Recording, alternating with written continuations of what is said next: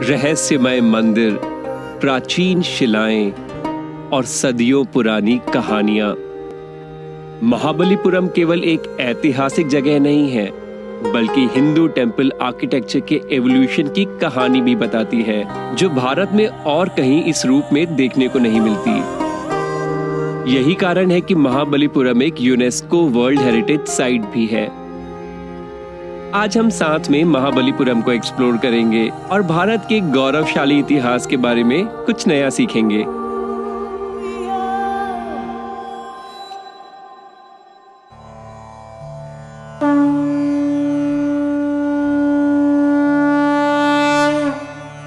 इतिहासकारों के अनुसार महाबलीपुरम एक प्राचीन पोर्ट शहर है, जिसका इतिहास हजारों साल पुराना है।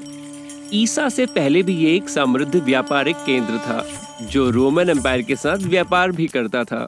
महाबलीपुरम का इतिहास पल्लवा डायनेस्टी से भी जुड़ा हुआ है, जिनकी राजधानी पास का शहर कांचीपुरम थी। इस शहर का नाम पल्लवा किंग नरसिम्हवर्मन फर्स्ट के नाम पे पड़ा, जिन्हें मम्मला यानी ग्रेट रेसलर भी कहा जाता था। ये एक ऐसा समय था जब दक्षिण भारत में पल्लवास, चालुक्यास और पांड्या डायनेस्टी वर्चस्व के लिए कम्पीट कर रहे थे। इसी दौरान आर्ट और आर्किटेक्चर में एक नया युग आया, जो आज भी महाबलीपुरम, बादामी और मदुरई के विजिटर्स को अचंभित करता है। महाबलीपुरम अपने भव्य रॉक कट मंदिरों, शिल्प कलाओं और अद्भुत वास्तुकला के लिए 7वीं शताब्दी में भी प्रसिद्ध था और आज भी है। 7वीं शताब्दी में ही चाइनीज ट्रैवलर सुआंगसेंग ने एक पोर्ट कांची के बारे में लिखा था, जो शायद महाबलीपुरम ही था। पल्लवास के बाद चोलास और विजयनगर एम्पायर्स ने भी यहाँ रूल किया और अपनी थोड़ी बहुत छाप छोड़ी। जब वेस्ट के साथ ट्रेड डिक्लाइन होने लगा, तो महाबलीपुरम धीरे धीरे वेस्टर्न हिस्ट्री में खोसा गया। 13वीं शताब्दी के प्रख्यात मुसाफिर मार्को पोलो और दूसरे यूरोपियंस ने शहर को वेस्ट के लिए फिर से रीडिस्कवर किया। ब्रिटिश काल में भी महाबलीपुरम की हिस्टोरिकल इंपॉर्टेंस को रिकॉग्नाइज किया गया। 1947 में भारत की आजादी के बाद इसे और प्रोटेक्शन मिला और 1984 में ये एक यूनेस्को वर्ल्ड हेरिटेज साइट भी घोषित हो गया। आपने अक्सर मेरे वीडियोस में देखा होगा कि जब मैं हिस्टोरिकल इवेंट्स के बारे में बात करता हूं, तो मैं एआई जनरेटेड वीडियोस का इस्तेमाल करता हूं। और आज हम बात करते हैं कि ये प्रोसेस होती कैसे है। किसी भी जनरेशन की शुरुआत होती है एक आइडिया के साथ। तो सबसे पहले एक आइडिया अपने दिमाग में रख लीजिए। इसके लिए आपको प्लेटफॉर्म है आर्टलिस्ट करके, वहां पर जाना होगा। उन्होंने रिसेंटली एक नया फीचर लॉन्च किया, AI image and video. Next आप उस सेक्शन में जाइए और वहां पे अपना आइडिया डाल दीजिए। फिर आप वहां पे इस टेक्स्ट को इनहेंस कर सकते हैं। एक बार आपका टेक्स्ट हो गया, आपने इमेज को जनरेट कर लिया और आप हैप्पी हैं अपने इमेज से, उसके बाद आप एनिमेशन में जाइए और यहाँ पे सिर्फ एक क्लिक के साथ आप इस इमेज को वीडियो में कन्वर्ट कर सकते हैं। That's it. This is the process. आपके पास within a minute एक वीडियो रेडी हो जाएगा based on your own imagination. अगर आप भी इस प्लेटफॉर्म को ट्राई करना चाहते हैं, आपको जाके सबसे पहले सब्सक्रिप्शन लेना पड़ेगा। अगर आप मेरे दिए हुए लिंक का इस्तेमाल करेंगे तो आपको 2 महीने के लिए फ्री सब्सक्रिप्शन मिलेगा एनुअल प्लान्स के ऊपर। पर अगर आप श्योर नहीं है तो आप पहले 1 मंथ का प्लान भी ले सकते हैं और वहां पे ट्राई आउट कर सकते हैं। तो अगर आप नई तरह क्रिएटर हैं या अगर आप एआई एंथुसियास्ट हैं, ऐसे कुछ इंटरेस्टिंग वीडियोस बना के शेयर करना चाहते हैं दोस्तों के साथ सोशल मीडिया में, तो डेफिनेटली ये इजीएस्ट पॉसिबल तरीका है वीडियोस को जनरेट करने का। Let's go back to the video now. तो मैंने महाबलीपुरम घूमने के लिए एक्चुअली एक स्कूटी को रेंट कर लिया है। This one is there with me for the next 2 days.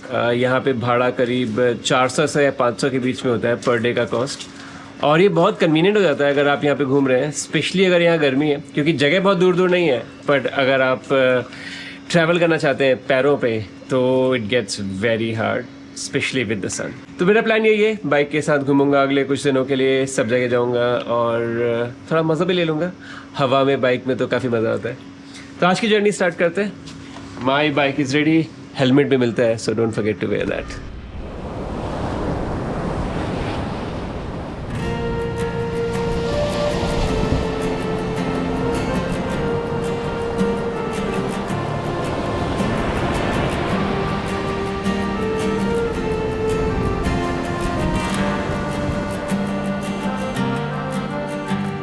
So, अभी हम आ चुके हैं सलुवन कुप्पम मुरुगन टेम्पल में।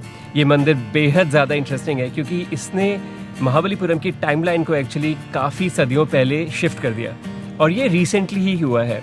एक्चुअली 2004 में जो सुनामी आई थी उस समय यहाँ पे कुछ जो हिडन जेम्स थे इस शोर लाइन पे, वो जब पानी वापस गया तो रिवील हो गए। उनमें से एक ये जगह भी है, ये साइट भी है। तो क्या हुआ कि यहाँ पे जब पानी पीछे गया तो उनको यहाँ पर एक पल्लवन टेम्पल मिला। पल्लवन टेम्पल 7th-8th सेंचुरी के होते हैं जनरली। तो ये काफ़ी नई इंटरेस्टिंग डिस्कवरी थी और लोग काफ़ी खुश हो गए थे। पर उससे भी ज़्यादा इंटरेस्टिंग चीज़ तब हुई जब यहाँ पे और इन्वेस्टिगेशंस की गई। तब पता चला कि ये पल्लवन टेम्पल एक्चुअली एक 3rd सेंचुरी मुरुगन टेम्पल के फाउंडेशंस पे बना है। सो जब ये डिस्कवरी हुई कि यहाँ पे एक मंदिर 3rd सेंचुरी का भी है तो बहुत लोग एक्साइटेड हो गए, क्योंकि इसकी वजह से टाइमलाइन जो थी इस एरिया की, यहाँ पे टेम्पल आर्किटेक्चर की, टेम्पल कंस्ट्रक्शन की, वो कुछ सेंचुरीज से पीछे चली गई, which is phenomenal.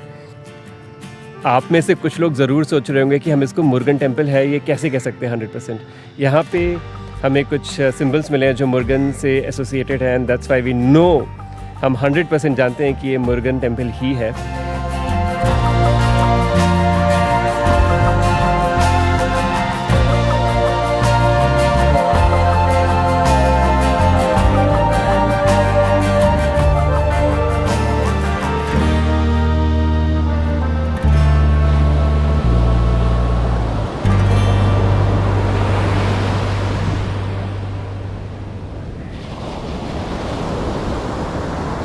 सलुवन Kuppan Murugan मंदिर के बगल में ही एक अनोखा रॉक कट मंदिर है जिसका नाम है टाइगर केव। नेक्स्ट हम वहीं जाते हैं।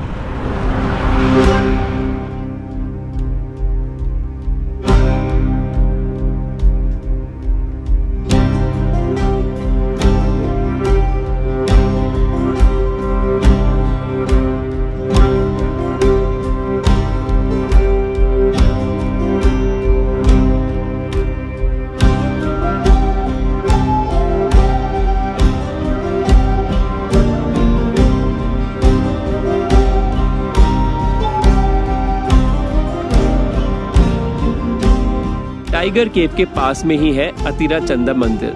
मैं आपको इस पल्लवा मंदिर की एक बहुत ही इंटरेस्टिंग कहानी बताता हूँ। तो अभी मैं आ गया हूँ अतिरा चंदा केव्स। मेरा प्रोनाउंसिएशन गलत हो सकता है तो मुझे उसके लिए माफ़ी ज़रूर दे दीजिएगा, पर यहाँ पे एक बड़ी ही इंटरेस्टिंग स्टोरी हिडन है जो मैं आपको बताना चाहता हूँ।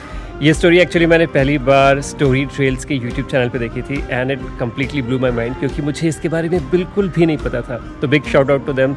मैं उनका चैनल नीचे लिंक कर दूंगा और आप उनके जाके वीडियोस देख सकते हैं। They make amazing videos on history and architecture, just the kind of stuff I love. तो कहानी क्या है? तो कहानी बड़ी इंटरेस्टिंग है। यहाँ पे एक शिव मंदिर है, जो मेरे पीछे शिव मंदिर है, गर्भगृह जस्ट यहीं पर है, और ये पलवाज ने बनाया था। यहाँ पे खास बात ऐसी चीज़ है जो हर पल्लवा मंदिर में देखी जाती है जब वो शिव मंदिर होते हैं, और वहाँ पे एक रिलीफ वर्क होता है। बेसिकली इसको सोम स्कंद कहते हैं। सोम स्कंद शिव के परिवार का रिप्रेजेंटेशन है। तो उसमें आप शिव जी को देखते हैं, पार्वती को देखते हैं, और उनके साथ हमेशा आप उनके पुत्र मुरुगन को देखते हैं। तो मुरुगन काफ़ी इंटरेस्टिंग भगवान है साउथ इंडिया में, जो हम उत्तर भारत में नहीं देखते हैं। परंतु अगर आप ध्यान से सुनेंगे इस कहानी को तो आपको रियलाइज़ होगा कि यहाँ पे गणेश नहीं है, जिन्हें हम जनरली शिव और पार्वती का पुत्र मानते हैं, मुरुगन है। तो कहानी कुछ ऐसी है कि मुरुगन एक्चुअली काफ़ी एंशिएंट तमिल गॉड है। शिव से भी पहले से यहाँ पे पूजा जाता है उनको, काफ़ी समय से ही has been a very prominent deity है। तो जब शिव का कल्चर साउथ इंडिया में स्टार्ट हुआ तो उनको एब्जॉर्ब करके शिव जी के परिवार का हिस्सा बना लिया गया, तो वो उनके पुत्र बने। परंतु उस समय दक्षिण भारत में गणेश इतने प्रोमिनेंट गॉड नहीं थे। समय के साथ धीरे धीरे अगली कुछ सेंचुरीज़ में वो भी आ गए साउथ में, और उनको भी एब्जॉर्ब कर लिया गया और उनको भी शिव जी के परिवार का हिस्सा बना लिया गया। तो अगर आप लेटर सेंचुरीज़ के शिव फैमिली के रिप्रेजेंटेशंस को देखेंगे, उसमें हमेशा आपको शिव, पार्वती और गणेश और मुरुगन मिलेंगे। पर क्योंकि ये मंदिर उस काल में बना था जब गणेश का इन्फ्लुएंस साउथ में काफ़ी कम था, इसीलिए आप गणेश जी को उनके परिवार का हिस्सा नहीं देख पाते हो। This is fascinating. ये कितना इंटरेस्टिंग है ना, क्योंकि ये सिर्फ आर्ट, आर्किटेक्चर के एवोल्यूशन को नहीं दिखाता है, ये साथ साथ रिलीजन के एवोल्यूशन को भी दिखाता है। हमारा धर्म किस तरह से विकसित हुआ, कैसे इसमें एडिशंस हुए, सब्ट्रैक्शंस हुए, और how it took the form that it is today. I love this story. I hope you loved it too. एक और चीज़ जो काफ़ी स्टैंड आउट फीचर है पल्लवा किंग्स का, वो है उनका पत्थरों से प्रेम। तो उनको जहाँ भी ये बड़े बड़े पत्थर मिले, उनने वहाँ पे इनको कार्व करके, नक्काशी करके इनसे मंदिरों को बनाया, या तो केव टेम्पल्स बनाए, या तो उनको पूरा चिजल आउट करके मंदिरों को बनाया। महाबलीपुरम में ज़्यादातर मंदिर एक्चुअली चिजल आउट मंदिर हैं, और ये उनके प्रेम को दिखाते हैं कि how they wanted to make strong temples. इसके पहले टिपिकली ब्रिक से मंदिर बनते थे, लकड़ियों से मंदिर बनते थे जो पेरिशेबल थे, सो वो बहुत समय तक नहीं रह पाते थे। पर ये पद्धति आने के बाद और इसके बाद स्ट्रक्चरल मंदिरों के बनने के बाद मंदिरों का जीवन काफ़ी लंबा हो गया। इनफैक्ट इतना लंबा हो गया कि आज भी वो सारे मंदिर एग्जिस्ट करते हैं जो उस ज़माने में बनाए गए थे। फिनोमिनल। सो दिन की शुरुआत काफ़ी जल्दी हो गई थी, तो अभी मैं पहुंच गया हूँ नाश्ता करने के लिए। यहाँ पे हाईवे में खाने पीने की बहुत सारी जगह है, पर मुझे थोड़ा सा स्ट्रगल ज़रूर हुआ एक अच्छी साउथ इंडियन जगह ढूंढने के लिए। But I am here. यहाँ के परोठास डेफिनेटली स्पेशल है क्योंकि नाम भी बाहर परोठा लिखा है। But I am having idli.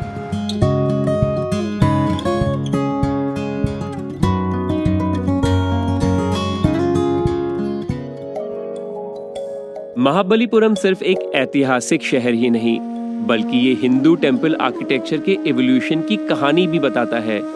यहाँ हमें मंदिर निर्माण के अलग अलग स्टाइल्स और उनमें हुए चेंजेस भी देखने को मिलते हैं। पुराने अभिलेखों से पता चलता है कि सबसे पहले मंदिर पेरिशेबल मटेरियल्स जैसे लकड़ी से बनाए जाते थे। अनफॉर्चुनेटली आज हमारे पास इसकी कोई आर्कियोलॉजिकल एविडेंस नहीं है। इसके बाद दौर आया केव टेम्पल्स का। ये टेम्पल्स पहाड़ों को एक्सकवेट करके बनाए जाते थे, एक केव की तरह। इन मंदिरों को यहाँ मंडपा कहते हैं। फिर आए free standing rock cut temples, जिन्हें मोनोलिथिक टेम्पल्स भी कहा जाता है। ये एक ही रॉक को चिजल करके बनाए जाते थे और इन मंदिरों को यहाँ रथा कहते हैं। केव टेम्पल्स और रॉक कट टेम्पल्स दोनों ही बनाने में काफी समय लगता था और शैलीगत अभिव्यक्ति भी सीमित थी। आखिर में स्ट्रक्चरल मंदिरों का दौर आया। इन मंदिरों को रॉक कट स्लैब से स्ट्रक्चरली ऑर्गेनाइज करके बनाया गया और आज भी हमारे ज्यादातर मंदिर इसी शैली से बनाए जाते हैं। महाबलीपुरम इसीलिए इतना खास है क्योंकि हमें यहाँ इन सभी शैलियों के मंदिर एक साथ देखने को मिलते हैं। एक क्विक रिकैप करते हैं। केव टेम्पल्स मतलब मंडपा, रॉक कट टेम्पल्स मतलब रथा, स्ट्रक्चरल टेम्पल्स उन्हें सिर्फ मंदिर कहते हैं। चलिए अब हम साथ में महाबलीपुरम टाउन को पूरी तरह एक्सप्लोर करते हैं और इन सभी शैलियों के मंदिरों को भी देखते हैं। शुरुआत करते हैं यहाँ के सबसे प्रख्यात बार रिलीफ वर्क से, जिसे अर्जुनास पेनेंस या डिसेंट ऑफ गंगा के नाम से भी जाना जाता है। अगर आपको मालूम नहीं तो बार रिलीफ उस रिलीफ वर्क को कहते हैं जो सतह से थोड़ा सा ही प्रोजेक्टेड होता है। माना जाता है कि ये रिलीफ वर्क उस तपस्या को दिखाता है जो अर्जुन ने शिव जी से पाशुपतास्त्र की प्राप्ति के लिए की थी। इसी रिलीफ वर्क की एक और कहानी भी है जो भागीरथ की तपस्या से जुड़ी है। इसमें शिव उनकी इच्छा पूरी कर अपनी जटा से गंगा को पृथ्वी पर छोड़ देते हैं। इंटरेस्टिंगली पास ही एक दूसरा सिमिलर बार रिलीफ वर्क है जिसे पहले प्रैक्टिस के लिए बनाया गया था। ये कहना गलत नहीं होगा कि महान आर्टिस्ट्स को भी कभी-कभी प्रैक्टिस की जरूरत होती है। नेक्स्ट मैं आपको महाबलीपुरम के इस हिल पे ले चलता हूँ जहाँ यहाँ के मुख्य और सबसे पुराने मंडपास हैं, मतलब केव टेम्पल्स हैं। ये गेटेड एरिया है और यहाँ जाने के लिए आपको टिकट लेना होगा।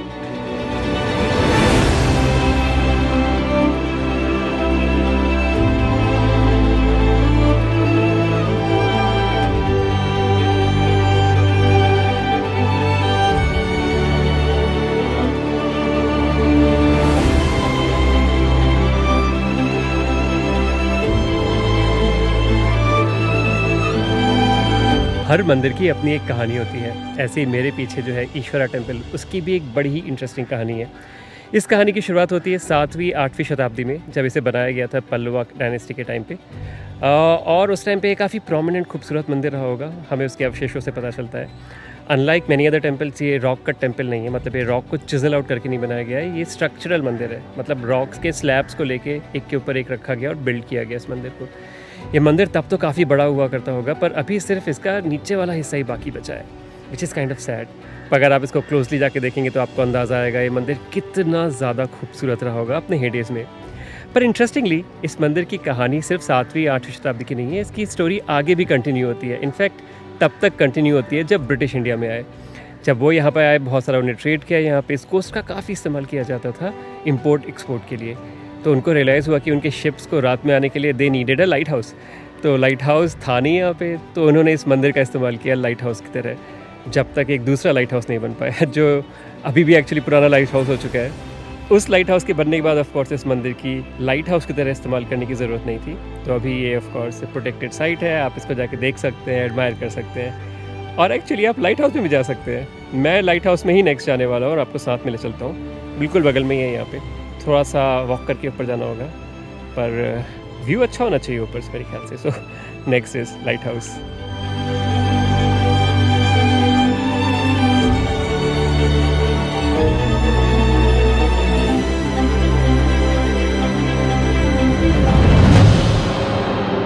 ये एक्सप्लोरेशंस काफ़ी टायरिंग भी हो सकती है, क्योंकि महाबलीपुरम काफ़ी गर्म जगह है, स्पेशली इन समर्स। मैं रिकमेंड करूँगा कि आप हमेशा अपने साथ एक कैप रखें, पानी की बॉटल रखें, और जब भी हो सके रेस्ट करें। बहुत सारे पेड़ हैं, काफ़ी ग्रीन जोन है, तो आप आराम से एक शेडेड एरिया ढूंढ सकते हैं जहाँ पे आप रिलैक्स भी कर सकते हैं।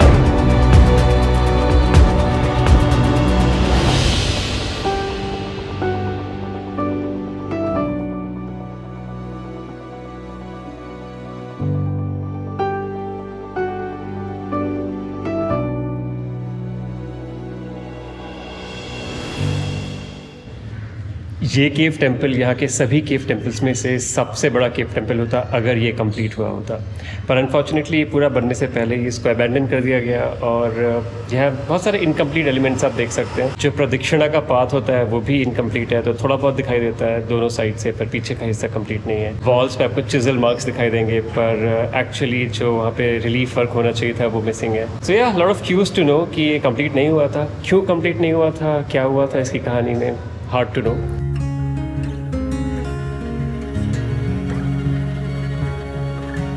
मेरे जस्ट पीछे यहाँ एक और बहुत ही पॉपुलर स्ट्रक्चर है, इसका नाम है राजा गोपुरम। ये गोपुरम का अवशेष है एक्चुअली, ये गोपुरम नहीं है अभी पूरा। और ये अगर आप स्टाइलिस्टिकली देखें तो ये पल्लवा डायनेस्टी के जो टेम्पल्स थे उनका जो आर्किटेक्चरल स्टाइल था उससे काफ़ी डिफरेंट है। इनफैक्ट आप यहाँ जितने भी मंदिर देखेंगे आप कहीं पे भी गोपुरम नहीं देखेंगे। ऐसा इसलिए क्योंकि गोपुरम का एडिशन टेम्पल आर्किटेक्चर में थोड़ा लेट हुआ। इनफैक्ट विजयनगर एम्पायर के टाइम पे बहुत खूबसूरत बड़े बड़े गोपुरम बनते थे, और एक्सपर्ट्स ने भी कहा है कि शायद ये स्ट्रक्चर विजयनगर एम्पायर के समय बना था, क्योंकि उनका भी यहाँ पे एक समय राज होता था।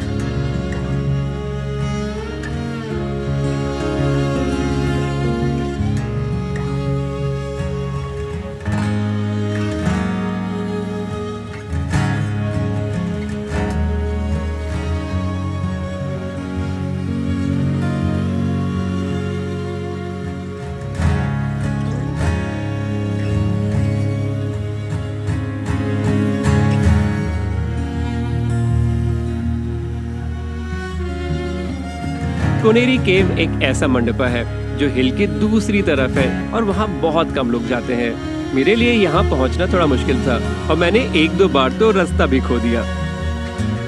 इवेंचुअली ये जगह बहुत ही पीसफुल थी।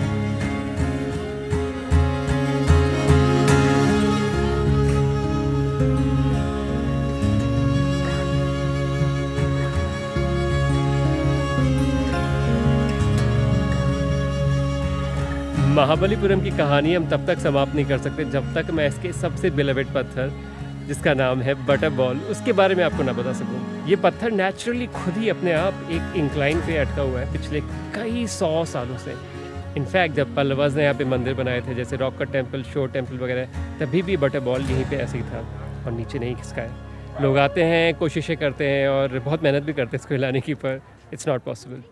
माना जाता है कि श्री कृष्ण जब बचपन में चुरा के मक्खन खाते थे, उसका एक टुकड़ा यहाँ गिरा और वो जमकर ये बटर बॉल बन गया। साइंटिस्ट कहते हैं कि ये एक्चुअली फ्रिक्शन की वजह से रुका हुआ है एक स्पॉट के ऊपर, और इसे हिलाना संभव नहीं है। इन एनी केस ये एक बहुत ही प्रिय जगह है लोगों के लिए, यहाँ पर आना, फ़ोटोज़ खींचना और कोशिश करना इस पत्थर को हिलाने की।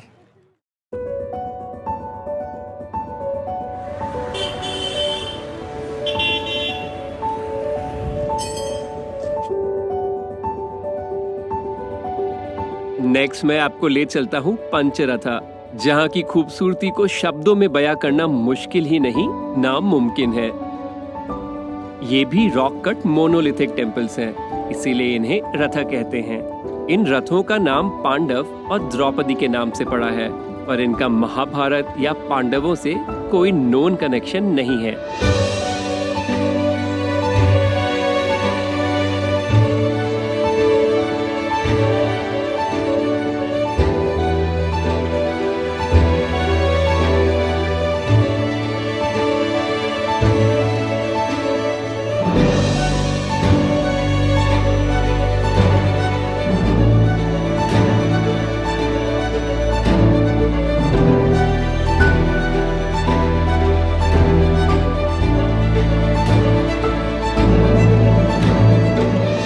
हमें ऐसा कोई भी तथ्य नहीं मिला है जिससे पता चले कि पांडवों से या महाभारत से इस स्ट्रक्चर का कोई कनेक्शन था। जिस चीज़ के लिए हम 100% श्योर हैं वो ये है कि ये पल्लवा डायनेस्टी को बिलोंग करता है, और ये 5 मंदिरों की तरह मोस्ट लाइकली बनाए गए थे। ये 5 के 5 स्ट्रक्चर्स कभी भी कंप्लीट नहीं हुए हैं। यहाँ पे अगर आप वॉल्स में देखेंगे तो चिजल मार्क्स हैं, उनको फाइनली नक्काशी करके पूरा तराशा नहीं गया है। यहाँ पे भगवान की स्थापना भी नहीं हुई थी इन मंदिरों में, तो इन मंदिरों में भगवान की पूजा भी कभी नहीं हुई थी। कुछ लोग मानते हैं कि ये मंदिर सिर्फ टेस्टिंग के लिए बनाए थे, सिर्फ एक्सप्लोर करने के लिए जो उस ज़माने में स्कल्प्टर्स थे उन लोगों ने बनाए थे, ताकि वो और मंदिरों को बना सके, यहाँ से एग्जाम्पल लेके, यहाँ से सीख कर। पर जो भी हिस्ट्री हमें 100% तो पता नहीं है। ये ज़रूर है कि ये एक बहुत ही इंटरेस्टिंग फेज़ को रिप्रेजेंट करता है टेम्पल आर्किटेक्चर में। ये वो फेज़ थी जहाँ पर आप स्टोन को कट करके चिजल करके मंदिर बनाते, मतलब आपके पास एक बड़ा सा स्टोन होता और आप उसमें से नक्काशी कर करके तराश कर करके मंदिर को बनाते।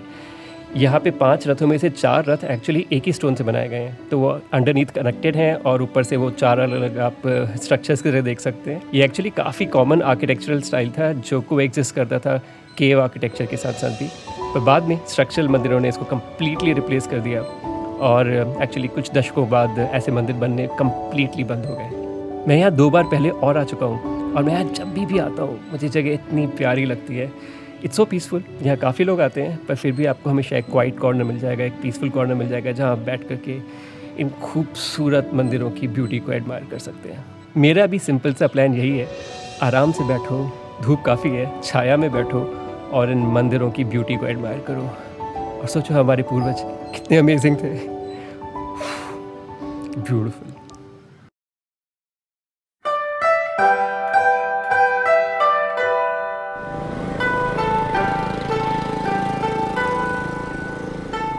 शायद आप लोग सोच रहे होंगे कि महाबलीपुरम में मंदिरों के अलावा क्या कुछ और भी है। चलिए मंदिरों से थोड़ा ब्रेक लेते हैं और एक फोर्ट घूमते हैं।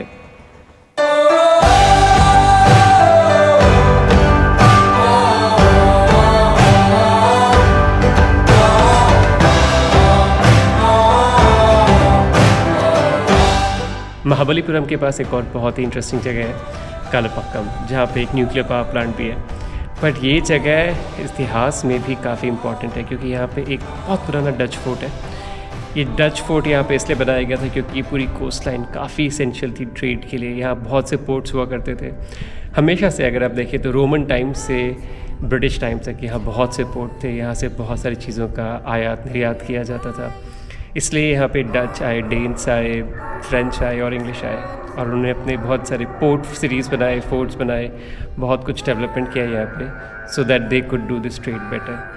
तो ये भी उनमें से एक ही है। इनफैक्ट अगर आप इतिहास में देखें तो this is sort of the last part of colonial history. इसके बाद सिर्फ इंग्लिश आए और उसके बाद फिर हमें आज़ादी मिल गई।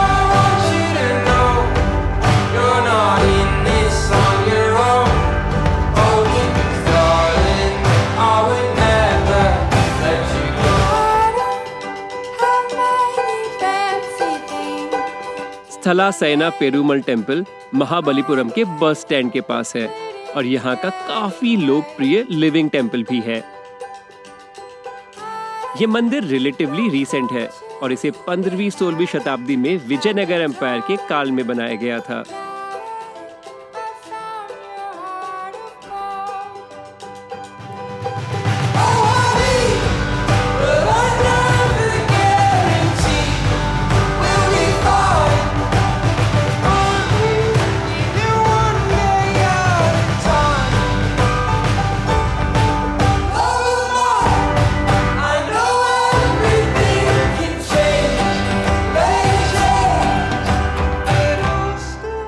दिन भर गर्मी में घूमने के बाद मैं काफी थक गया था और मैंने अपना समय व्यतीत किया महाबलीपुरम के बीच पे, और आपको भी मैं यही रिकमेंड करूंगा। यहाँ आप लोकल स्ट्रीट फूड ट्राई कर सकते हैं या आराम से पत्थरों पे बैठकर सनसेट को भी एंजॉय कर सकते हैं। अगर आप हमेशा एडवेंचर्स की खोज में रहते हैं तो यहाँ सर्फिंग का कोर्स भी ज्वाइन किया जा सकता है। बीच के पास ही कई सर्फिंग स्कूल्स भी हैं जहाँ पे आप सर्फिंग इक्विपमेंट रेंट कर सकते हैं और समुद्र की लहरों को एंजॉय कर सकते हैं।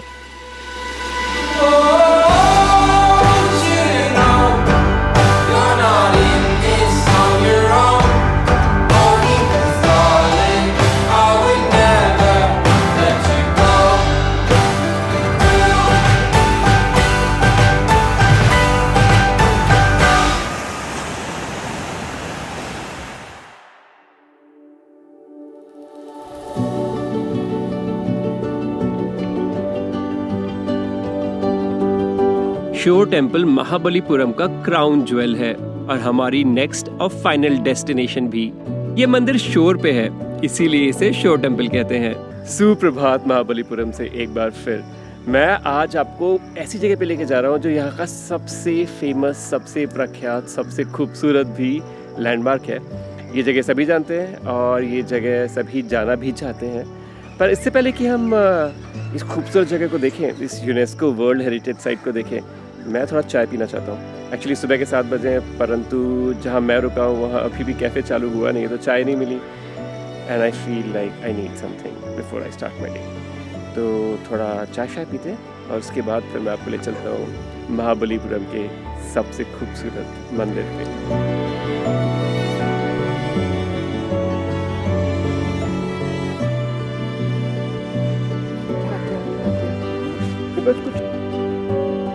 आठवीं शताब्दी में बनाए गए इस मंदिर में दरअसल 3 श्राइन्स हैं। जो श्राइन ईस्ट में है, मतलब समुंदर की तरफ, उसका शिखर 5 स्टोरीज का है, और जो वेस्ट में है उसका 3 स्टोरीज का।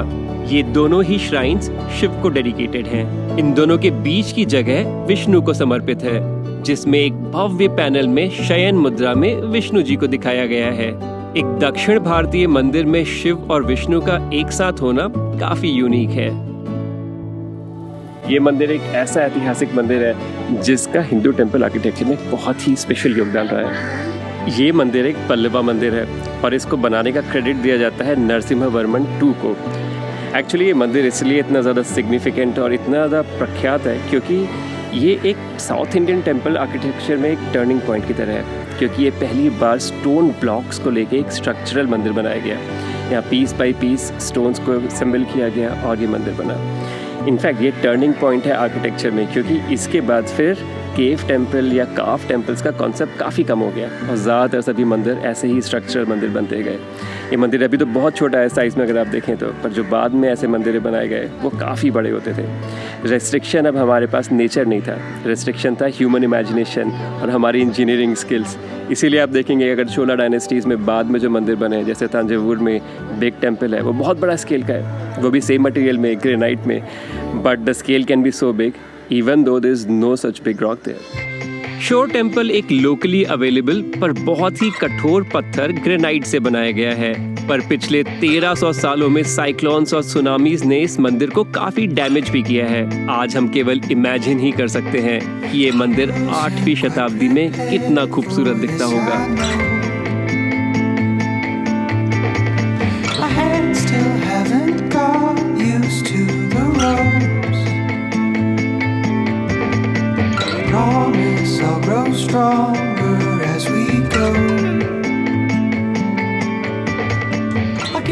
अगर आप महाबलीपुरम आते हैं तो मेरे लिए एक बहुत ही स्पेशल सजेशन है आपके लिए।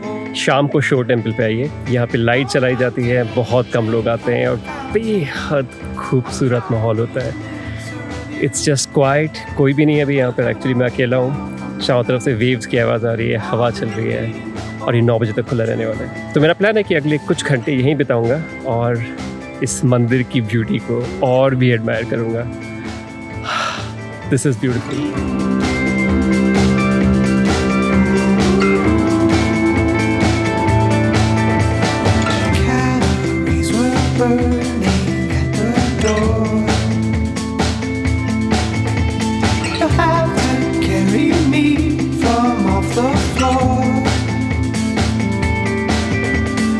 महाबलीपुरम शायद आज केवल पत्थरों का शहर है, पर यहाँ का हर पत्थर एक कहानी सुनाता है। कहानी सुनाता है हमारे इतिहास की, हमारी सभ्यता की और हमारी अद्वितीय विरासत की। महाबलीपुरम एक ऐसी अनमोल धरोहर है जिसे आने वाली पीढ़ियों के लिए संजो कर रखना हमारी जिम्मेदारी है।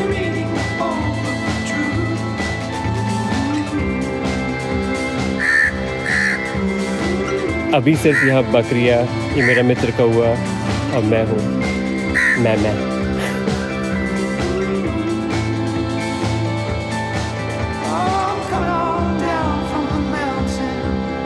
मुझे उम्मीद है आपको महाबलीपुरम से आज की ये कहानी जरूर पसंद आई होगी।